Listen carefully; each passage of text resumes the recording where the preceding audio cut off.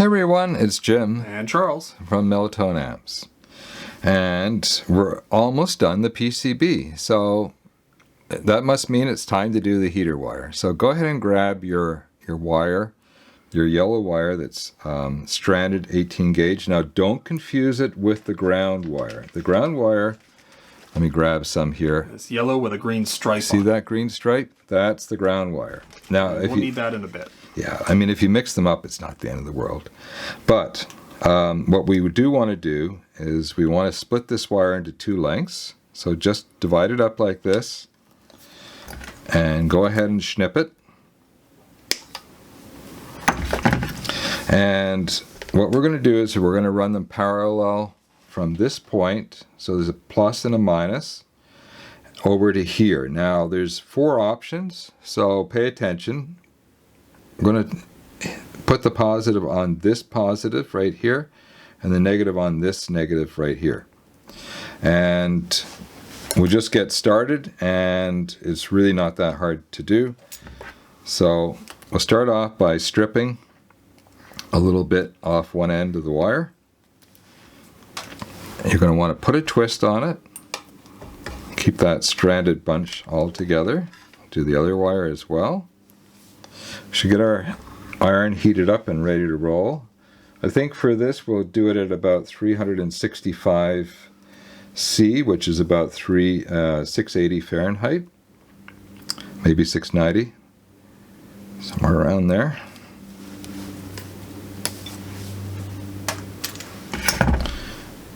Because you've got extra wire, you really don't have to be fussed about, how long your strip is. So what we want to do is we want to get these both on here.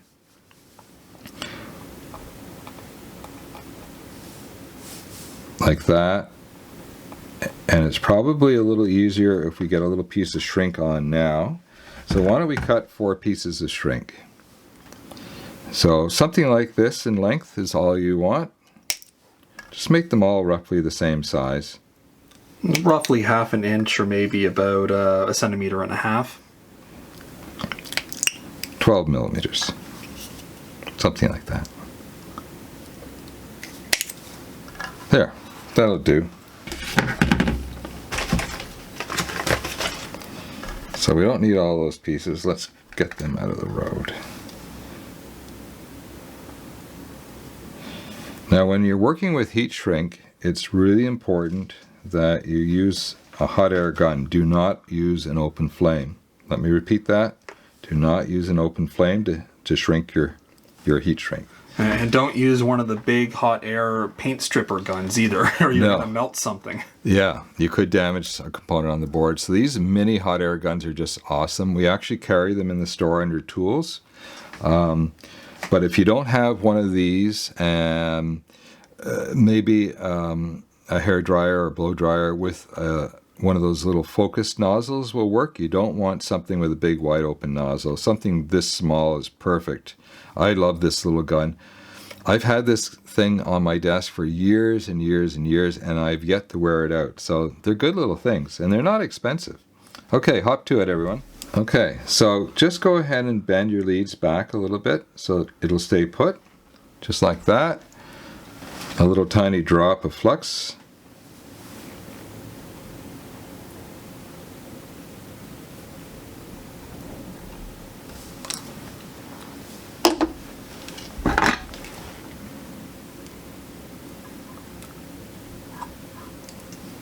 It's a fairly big wire, so let it warm up a little bit. That's why we're just a little hotter on the iron. You may find that it's not flowing well on your iron, so just turn it up a little bit if it isn't. Hold for a second to flow it. And the other one is exactly the same way. Don't forget to press a little bit with your iron to get good contact. And that fill is not very good, so let's come back and redo it. Never be afraid to rework. Now is the time, not later on when it's all done. Okay, that's looking excellent. Let's just get that on camera. There you go. There, so go ahead and trim off the excess, but not too tight to the board, and we'll see you back here in a second. Okay, so let's get some more heat shrink on. We're going to keep the wires parallel. Now, you might have seen people twisting filament wires, and that's when you're running an AC filament.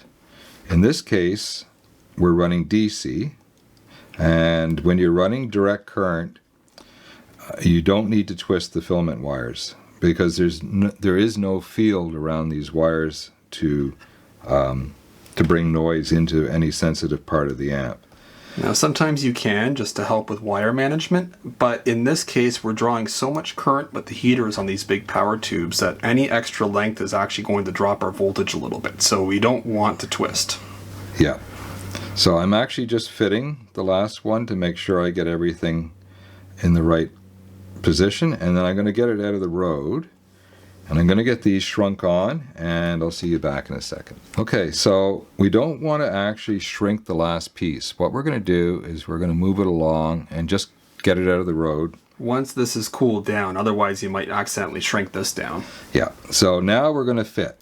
So we don't want it too tight, but we also don't want it too long. So notice how I just put a kink into the corner here so we're not tight. And we want to basically come along like this, and that's sort of what it's going to look like. So I'm going to pick it up with my fingers right where I think it's going to go into the actual board. I'm going to leave a little bit of extra room. You see what I've done? So I don't need that much to actually do the strip, but always leave a tiny little bit of extra room in your wire. For some reason, the minute you turn your back on a length of wire, it shortens itself up. It's like a magic trick the wire does. It's sort of like it's upset with you or something. I don't know. It just, it's a thing. So I'm going to come down to where I think I should be with my strip.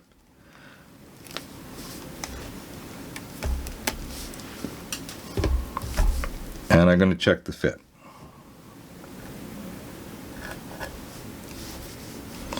And actually, I'd like the negative and the negative to be on the correct spot, so that's going to be this wire over here. Yeah, this isn't vital at this point, but it is good to keep it neat and organized, especially whenever you come in later to check voltages. That's right. If you're troubleshooting, it just makes life a little bit easier if you kept the polarity.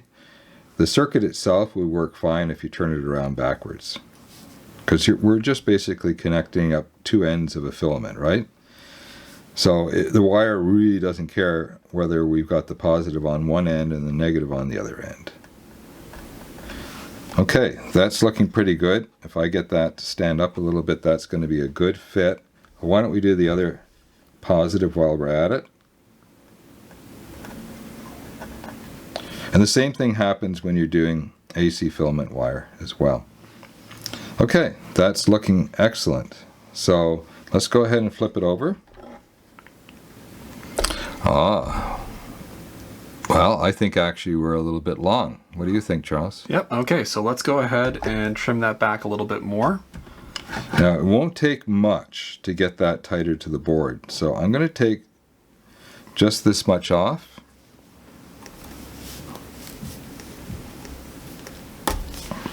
Here, see if you can show the next one a little more on camera here.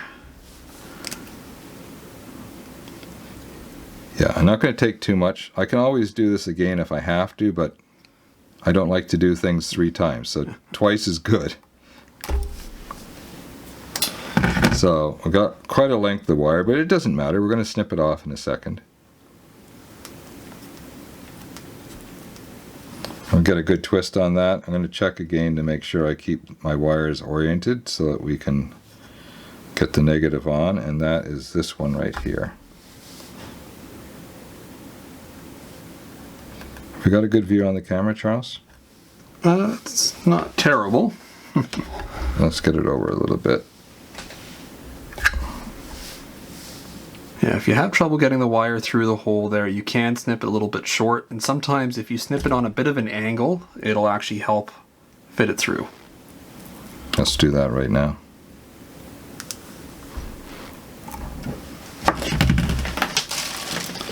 Okay. And now we've got to retwist after we've snipped them. And retrace the wire. There we go, much better. Oh, I think you're switched here. Let's see. Nope. Oh, nope, you got it right. Yeah, so I can actually put this wire underneath here like that, I think will be better. So, Yeah, take your time with this. Try and keep it neat and tidy. yeah, it's a little fiddly, and we're actually showing some of the fiddliness just so that you get a sense for the fact that even though we do this for a living and we move fairly quickly, we do fiddle once in a while ourselves. And that's all right. So we can slide the shrink down now. And now let's take a look and see how that's sitting off the board. And that'll just help hold everything in place. And that's much nicer. Okay, so let's go ahead. And we're going to just bend over these leads like before, very carefully. Just a little bit to hold them in place.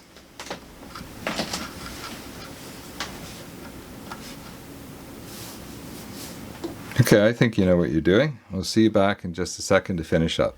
Okay, so that's what it should look like. Now, be careful. It's really easy to accidentally connect up both wires to the negative or both wires to the positive. So you want one lead on the negative, one lead on the positive.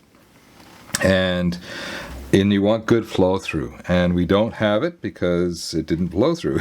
So just come in and rework it. Just sneak in beside the wire itself and get your iron on just on the pad, not on the wire, and just fill it in, and just like that, and Bob's your uncle. And go ahead and adjust this piece of shrink and get it on, and then you'll be all done. Okay, excellent.